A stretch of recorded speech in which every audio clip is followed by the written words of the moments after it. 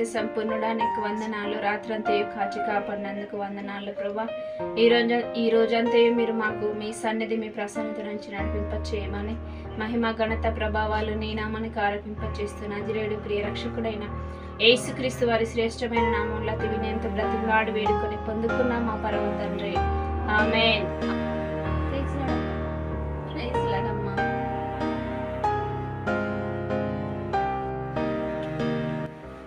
అమ్మ త్వరగా మన పనులు ముగించుకుందామమ్మా. నువ్వు ఆకులు ఉడిచి శాంతి జల్లు, నేను బోళ్ళు గమ్మేస్తా, ఓకేనా?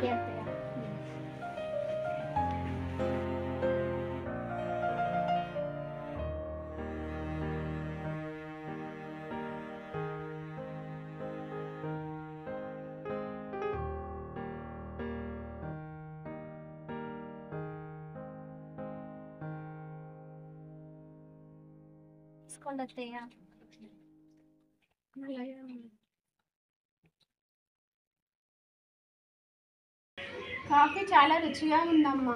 థ్యాంక్ యూ అత్తయ్య. జీవితం కూడా ఇంతేనమ్మా. ఏమంటున్నారు అత్తయ్య? జీవితం కూడా ఇంతేనమ్మా. అన్ని సమపాలలో ఉంటేనే రుచిగా ఉంటుంది. అంటే ఏంటి అత్తయ్య?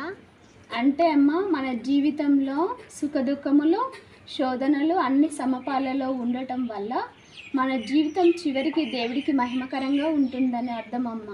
అంతే కదా అత్తయ్య.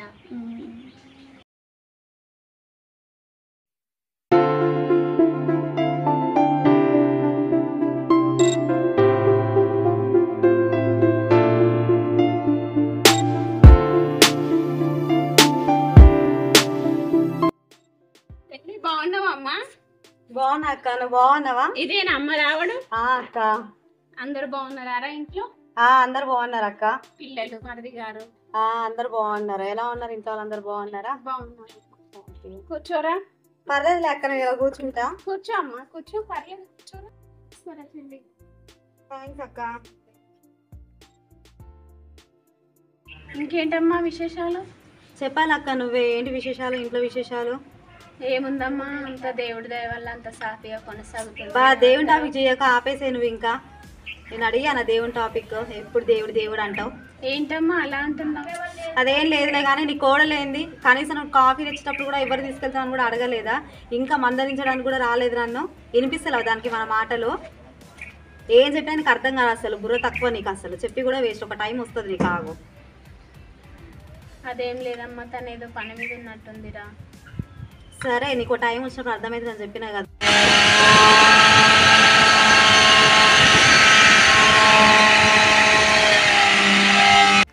అమ్మా అదసా అదసా అమ్మా అదసా. చూసావా, ఇన్నిసార్లు పిలిచినా దాన్ని నీకు ఇన్పల్లే మాటలు. అది నీ నెత్తికి బాగా ఎక్కింది. ఇప్పుడు అర్థమైందా నీకు ఎందుకు అన్నానో? నేను ఎంత చెప్పినా బుర్రకి ఎక్కదు నీకైతే, బుర్ర తక్కువ పిల్ల. అదేం లేదులే అమ్మా. సర్లే ఊరుకో అక్క. నేను అసలు విషయం మర్చిపోయినా, మీ లొల్లులో పడి. మీ విషయాలన్నీ నాకు ఎందుకు అయినా. విషయం ఏంటంటే, ఎందుకు వచ్చానంటే, నేను మా అబ్బాయి పెళ్లి పెట్టుకున్నాను. నేను ఇన్వైట్ చేద్దామని వచ్చినా. నువ్వు కోడలు అందరు రండి, సరేనా? పిల్లల్ని కూడా తీసుకురండి, బావగారిని కూడా ఖచ్చితంగా రమ్మని చెప్పు. నేను వెళ్తాను, ఆలస్యం అవుతుంది. చిన్నత్తయ్య బాగున్నారా? ఎప్పుడు వచ్చారు? చూడనే లేదు. భలే వచ్చి అడిగావమ్మా. నేను వచ్చి ఎంతసేపు అయింది? అర్ధగంట అయ్యింది. ఇప్పుడు పలకరించేది నువ్వు? నేను వస్తానక్క. తప్పకుండా రండి నువ్వు పిల్లలందరూ. చూడండి అత్తయ్య ఎలా అంటుందో. సర్లే అమ్మా, అవన్నీ పట్టించుకోకు, లోపలికి వెళ్ళరా.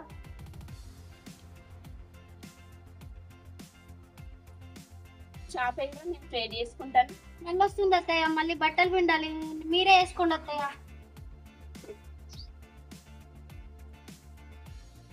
అవును, మా చెల్లె చెప్పింది నిజమే. తను చెప్పినట్టుగానే ఈమె చేస్తుంది. నేను వర్క్ చెప్తే రివర్స్ నాకే చెప్పి వెళ్ళిపోతుంది. అంటే నా మాట లెక్క చేయడం లేదు.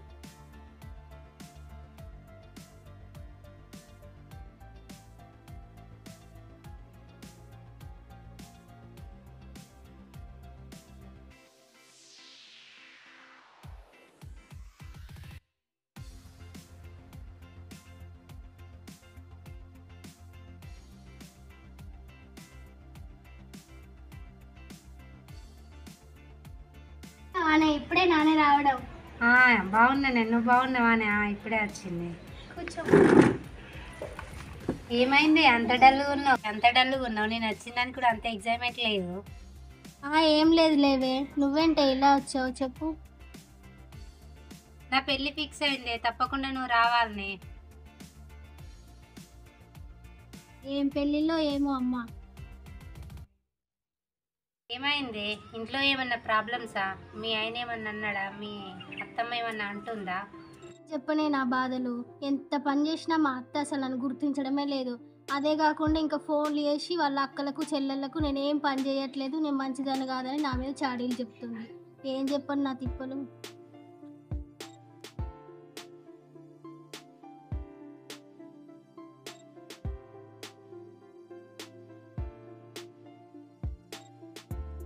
సరే నేను వెళ్ళొస్తాను, నువ్వైతే తప్పకుండా రా. మందు ఆశించబడిన నా పరమ తండ్రి, నీ పరిశుద్ధమైన నామానికి లెక్కలేని వందనాలు ప్రభువా. అయా తండ్రి నాయన, నువ్వు చేసిన మేలులకు గాను కృతజ్ఞత స్తుతులు స్తోత్రాలు ప్రభువా. అయా తండ్రి, మా అత్త నా విషయంలో ఎందుకు నాయన ఇటు విధంగా కోపం చేస్తుంది తండ్రి. అయా సమాధానం లేకుండా దేవా, అయా ప్రేమ లేకుండా నా తండ్రి, అయా ఇద్దరి మధ్య ఎందుకు నాయన ఈ గొడవలు. అయా తండ్రి నాయన, మునుపటి వల్ల మేము కలిసి ఉండుటకు నా తండ్రి సహాయం చేయమని వేడుకొనిచ్చినామయ్యా. అయ్యా నా తప్పేం లేకుండా నన్ను తండ్రి తను నన్ను ఎందుకు తండ్రి ఈ విధంగా నన్ను దూరం పెడుతుందో అర్థం కావట్లేదయ్యా. అయా తండ్రి నాయన, నువ్వే నాకు అయా జవాబు ఇవ్వమని వేడుకొనిచ్చినాను తండ్రి. అయా యేసు నామంలో అడిగి వేడుకొనిచ్చినాను నా పరమ తండ్రి, ఆమేన్.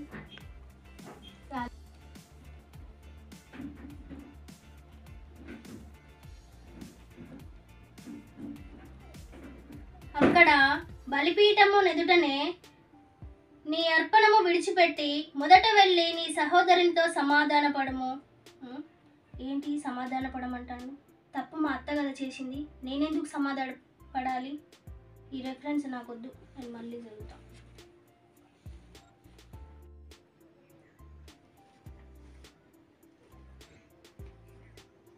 నీ ప్రతివాదితో నీవును త్రోవలా ఉండగానే త్వరగా వానితో సమాధానపడము.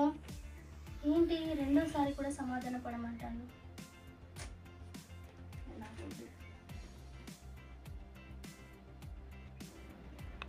కావున దేవుడు మా ద్వారా వేడుకొనినట్లు మేము క్రీస్తుకు రాయబారులమై దేవునితో సమాధాన పడుడని క్రీస్తు పక్షముగా మిమ్మల్ని బ్రతిమాలు కొనిచున్నాము. మూడోసారి కూడా దేవుడు నన్ను సమాధాన పడమని అంటున్నాడు. అదే నేను తప్పంతా.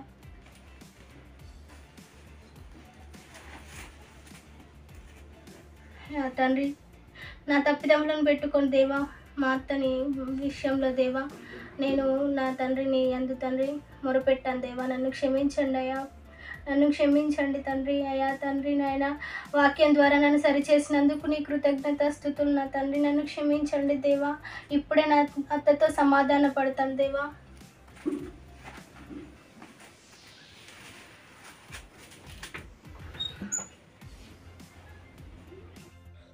అమ్మా, ఎందుకంత మనోవేదనతో ఏడుస్తున్నావు? ప్రార్థన చేస్తున్నావు సరే, మరి నీ మనస్సు నీ హృదయం పరీక్షించుకోవా? నీ ప్రార్థన సరే, మరి నీ ప్రవర్తన? ఎవరో చెప్పిన ఒక మాటతో నీ ఇంటి వారిపైన అంత కఠినమైన ప్రవర్తన? నేను అదే నేర్పించానా? ఏది నీ ప్రేమ? ఏది క్షమాపణ? ఏది మారు మనస్సు? కేవలం బయటికి కనిపించే ప్రవర్తన వ్యర్థం, హృదయంలో కూడా శుద్ధత అవసరం. క్రైస్తవులుగా మీరు ఎన్నో విషయాలు ఇతరులకు చెప్తూ మీరు మాత్రం అలానే ఉంటారు. మీరు నన్ను ఈ లోకానికి చూపించమని చెప్పాను కానీ మీరు బాహ్యంగా నన్ను చూపెడుతూ మీ హృదయంలో మాత్రం కఠినం చేసుకుని ఉంటున్నారు. ముందుగా హృదయం మార్చుకొని మీ సహోదరుతో సమాధాన పడము, అప్పుడు నీ పాపములు కూడా క్షమించబడతాయి. ప్రభువా, ఇప్పుడే నా కోడలతో సమాధాన పడతా తండ్రి. నా తప్పు నేను తెలుసుకున్న తండ్రి, ఇప్పుడే వెళ్ళి సమాధాన పడతా తండ్రి.